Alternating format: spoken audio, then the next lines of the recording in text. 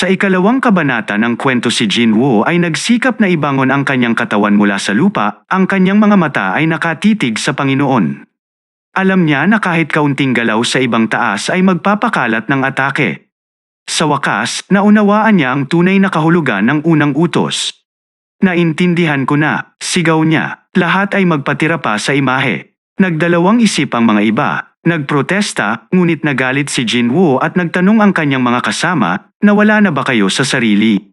Ngunit naniniwala ang leader sa kanya. Sigurado akong may plano si Jin. Pahayag niya sa pagtangkilik kay Jinwoo. Ipinaliwanag ni Jinwoo na ang atake ng Panginoon ay magaganap lamang kung hindi nila sasamba sa kanya sa paraang dapat, na literal na pagpatira pa at pagsamba sa kanya. Narinig ninyo siya, pakiusap ni Jinwoo, magpatira pa kayo. Anong ibang pagpipilian natin? Makakaligtas tayo at makalalabas sa lugar na ito kung magpapatira pa tayo. Nang magpatira pa na ang lahat sa mga imahen, unti-unti itong nawalan ng liwanag, at ang mukha ng Panginoon ay nagbago at naging nakakatakot ng ngiti. Napansin ni Jinwoo na nagbago ang kanyang ekspresyon. Ilang tao na ang kanyang pinatay. Tanong niya sa kanyang sarili, ilang buhay pa ang natitira? Hindi pa rin siya naniniwala na tapos na ang laban. Biglang tumayo ang Panginoon at sumunod ang lahat. Hindi pa ito tapos. Sigaw ni Jinwoo, huwag naman sabihin na harapin pa natin siya. Wala ba kayong ibang plano? Tanong niya sa kanyang mga kasama. Kahit gaano man sila desperado, wala silang maisip. Kahit ako pa ang tanungin ninyo, hindi ko rin alam ang gagawin. Pag-amin ni Jinwoo, naaalala niya ang mga utos. Ang unang utos ay sambahin ang Panginoon. Ang pangalawa ay papurihan ang Panginoon. Iyan ang susi, sabi niya. Biglang nagningning ang kanyang mga mata sa isang bagong pag-asa. Papuri, kung papuri, may isa sa atin ang kailangang magpakita ng papuri. Biglang nagsalita ang isang mangangaso. Siya ay isang miyembro ng choir sa simbahan at nagsimulang umawit ng isang papuri. Gawin mo akong bago at ibuhos ang iyong mga grasya. Sinasabi niya na lahat ng kahinaan na nararamdaman ko ay lilipulin ng pag-ibig ng Panginoon, ang iyong pag-ibig ay hawak ako. Nakatingin si Jinwoo sa takot habang pinupuri ng mangangaso ang maling Diyos. At tumugon ang Panginoon sa pamamagitan ng pagdurog sa kanya at pagsabog ng dugo sa sahig. Kailangan nating humanap ng paraan upang pigilan siya. Binibigyang diin ni Jinwoo na nagmamadali ang kanyang isipan sa mga ideya. Dapat mayroong paraan para makaligtas sa ganito. Habang nakikipaglaban si Jinwoo at ang iba pang mga mangangaso para sa kanilang mga buhay laban sa mapanganib na atake ng Panginoon, ang takot at pagkabahala ay bumalat sa kanila. Sa bawat paglipas ng sandali, mas lalo nilang nararamdaman ang pagkakapit ng Panginoon sa kanila, at alam nilang ang kanilang tsansa para mabuhay ay mabilis na nalilipol. Ang kapangyarihan ng Panginoon ay napakalakas, at ang mga mangangaso ay tanging nakatingin sa takot habang kinakasama niya sa ilalim ng kanyang mga paa ang kanilang mga kasama. Ayaw ni Jinwoo na iwan si Juhee sa likod kahit na utos ng leader na maghiwalay sila. Alam niyang kailangan niyang kumilos agad kung nais nilang magkaroon ng anumang tsansa para mabuhay. Samantala, may isa sa mga mangangaso na bumalik sa paghuhunt matapos magretiro. Nagtago siya sa ilalim ng isang maliit na imahen na umaasa na maiwasan ang galit ng Panginoon. Ngunit huli na para sa kanya dahil nasugatan siya sa gitna at patuloy na umaawit ang imahen ng papuri sa Panginoon. Papuri sa Panginoon, papuri sa Panginoon. Nakitawag ng pansin ni Jinwoo ang mga imahen ng mga instrumento, nagtatanong kung maaaring gamitin bilang ligtas na lugar. Sumigaw siya para sa iba pang mga mangangaso na lumapit sa mga instrumento, umaasa na makahanap ng paraan upang masapawan ang mapanganib na atake ng Panginoon. Habang naglalakad sila papunta sa mga rebulto, napagtanto ni Jinwoo na may iba't ibang utos ang bawat isa sa mga ito. Nang ang unang hunter na nakatayo sa harap ng isang music hero ang nag-trigger upang ito ay tumugtog, alam na ni Jinwoo na ito ay ang ikalawang utos. Ngunit nang subukan niyang i-trigger ang rebulto gamit si Juhee, tumanggi itong tumugtog. Maari nga bang tanging isang tao lamang ang maaring gumamit sa bawat rebulto? Nagudyok si Jinwoo sa iba na manatili sa kanilang kinalalagyan at manatiling ligtas. Ngunit sa kanyang pagtakbo papunta sa bagong rebulto, napansin siya ng Panginoon at binagsakan siya ng malakas na hagupit. Nakapagtatakang nakaiwas si Jinwoo sa mapanganib na pangyayari, ngunit dahil sa kanyang kapusukan, Napunta siya sa maling direksyon at huminto sa harap ng isa pang rebulto. Bumaba ang kalasag ng Panginoon at kasama nito ang binti ni Jinwoo. Dahan-daang umakyat siya sa buhay at nanalangin na siya ay mabuhay.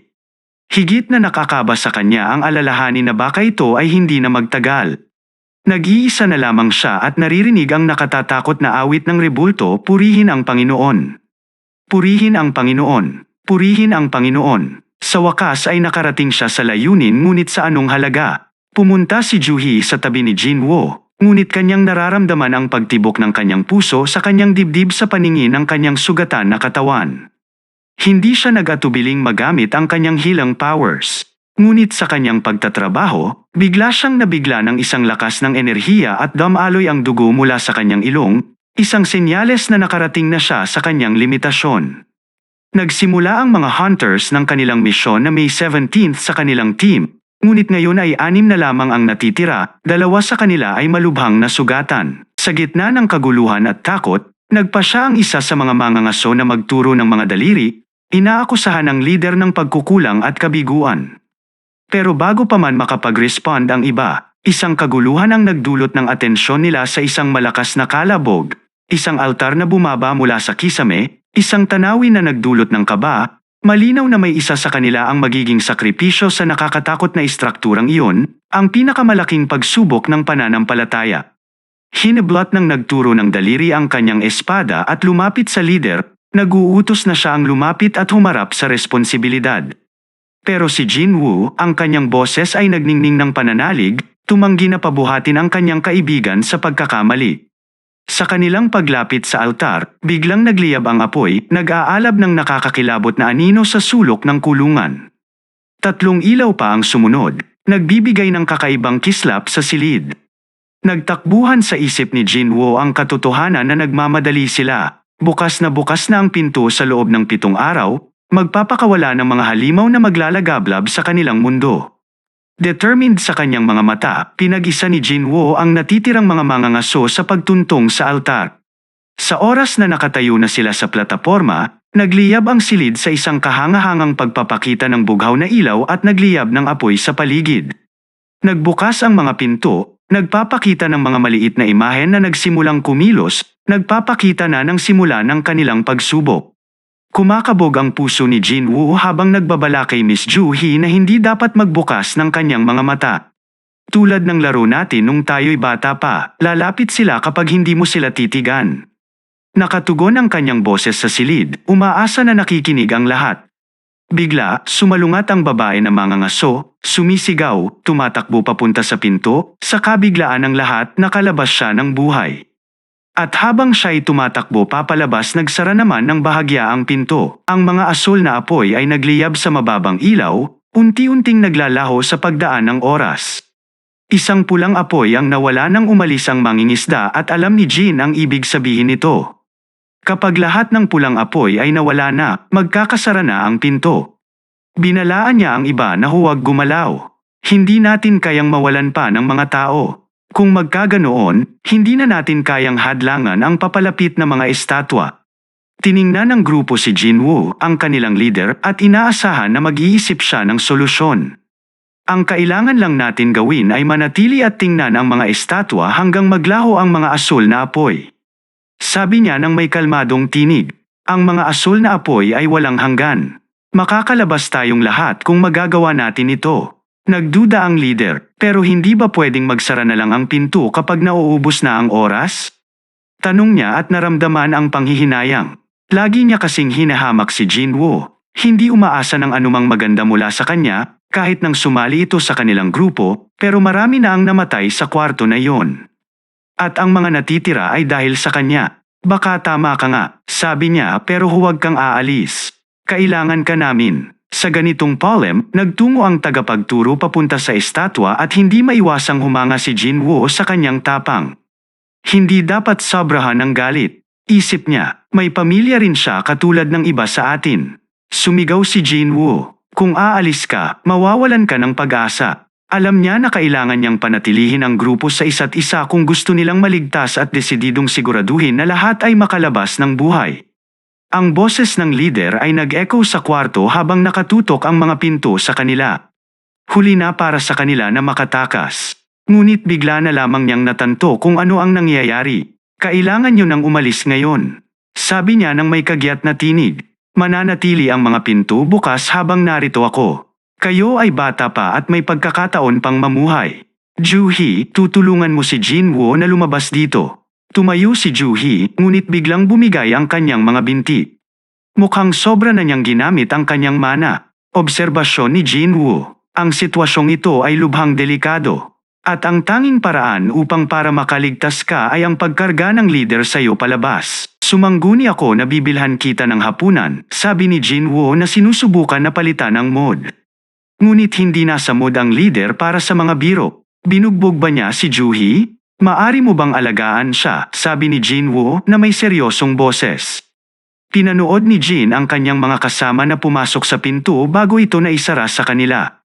Ang mga rebulto ay biglang gumalaw at sinaksak siya ng paulit-ulit. Ayaw kong mamatay, sigaw niya na puno ng alaala ng nakaraang pagkakanulo. May pamilya rin ako. Habang nakahiga si Jinwoo sa damuhan ng dugo, may sistema na nagpakita ng screen sa harapan niya. Natapos mo na ang lahat ng kinakailangan para sa lihim na quest. Kagitingan ng mga mahihina ang nakalagay. Ano ito? Naguguluhan si Jinwoo. Natapos niya ang lihim na quest ng buo ang mga kailangan. Pero saan galing ang tunog?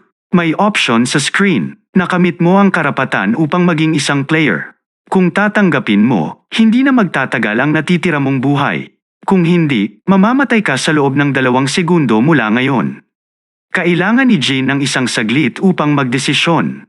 Isang pagkakataon ito para mabuhay. Ngunit sulit ba ito? Isinipa niya ito at nagdesisyon na sumugal. Tatanggapin ko, malakas niyang sinabi. Sa sandaling nagsalita siya, na puno ng maliwanag na kulay ginto ang kwarto na kanyang kinaroroonan.